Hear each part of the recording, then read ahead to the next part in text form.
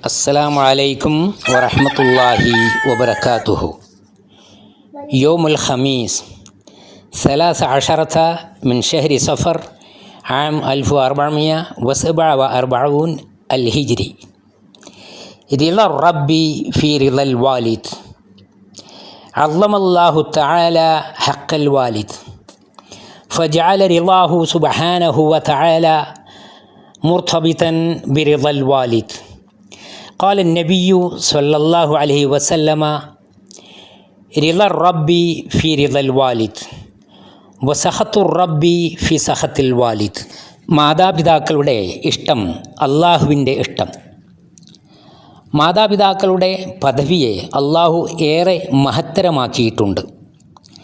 അവരുടെ തൃപ്തിയെയും സന്തോഷത്തെയും അവൻ്റെ ഇഷ്ടത്തിനു നിമിത്തമാക്കി.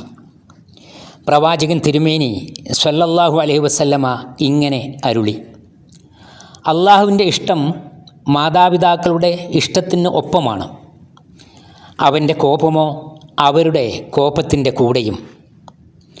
മഹാനായ സഹാബി അബ്ദുല്ലാഹിബിൻ അംർ റളിയല്ലാഹു അൻഹു നിവേദനം ചെയ്തു. ഇമാം തിർമിദി, ഇബ്ൻ ഹിബ്ബാൻ, അൽ ബൈഹഖി എന്നിവർ ശേഖരിച്ച നബിവചനങ്ങളിൽ നിന്ന് റഹ്മത്തുള്ളാഹി അലൈഹിം ജമീഅൻ. വിവിധ നിവേദന പരമ്പരകളിൽ വന്ന വചനങ്ങളിൽ വാലിദ് എന്നതിന് പകരം അൽ വാലിദൈനി, മാതാപിതാക്കൾ എന്ന് പ്രത്യേകം പറഞ്ഞത് കാണാം.